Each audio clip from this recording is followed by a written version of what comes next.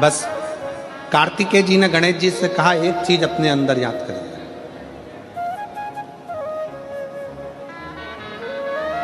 संसार में जन्म लेने के बाद सब कुछ ढूंढ सकते हो,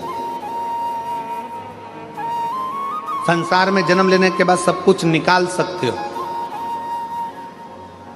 संसार में जन्म लेने के बाद सब कुछ ढूंढ लोगे, निकाल लोगे, पर संसार में जन्म लेने के बाद, दुनिया में आने के बाद व्यक्ति सब कुछ ढूंढ सकता है, सब कुछ निकाल सकता है, पर दुनिया में आने के बाद व्यक्ति, संसार में आने के बाद व्यक्ति अपनी गलती नहीं ढूंढ सकता और अपनी गलती नहीं निकाल सकता। और शिव कथा कह रही है, भगवान शंकर का चरित्र कह रहा है, शिवालय में जाओ, शंकर के मंदिर में जाओ तो दो चीजें बाहर छोड़कर जाओ, एक चमड़े का जूता और दूसरा चमड़े के शरीर में रहने वाला अहंकार, ये भी बाहर छोड़कर जाए। शंकर के मंदिर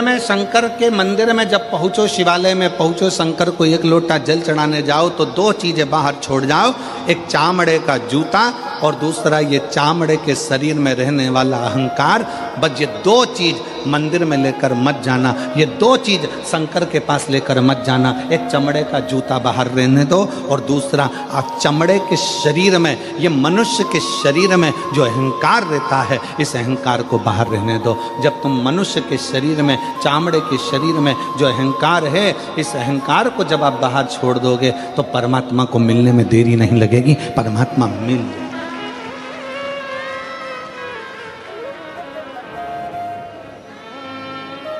किसी ने कहा, गुरुजी आपने एक बार कथा में कहा कि भगवान चामड़े का जूता बाहर करो, चामड़े का शरीर में रहने वाला अहंकार बाहर करो। भगवान तो उस गजासुर के चमड़ी पर भगवान धारण कर लेते हैं, गजासुर की चमड़ी को मृगछाला पहन लेते हैं, वो भी तो चामड़ा ही है। हमारा निवेदन है, एक बार शिव महापुराण की कथा को जरा ध्यान से पढ़िएगा, ध्यान से सुनिएगा। शिव महापुराण की कथा में वर्णन आता है, ये गजासुर, ये मृगछाला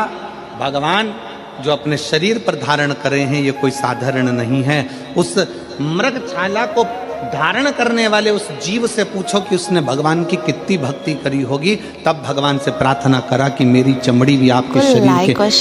किसी काम में आ जाए, आपके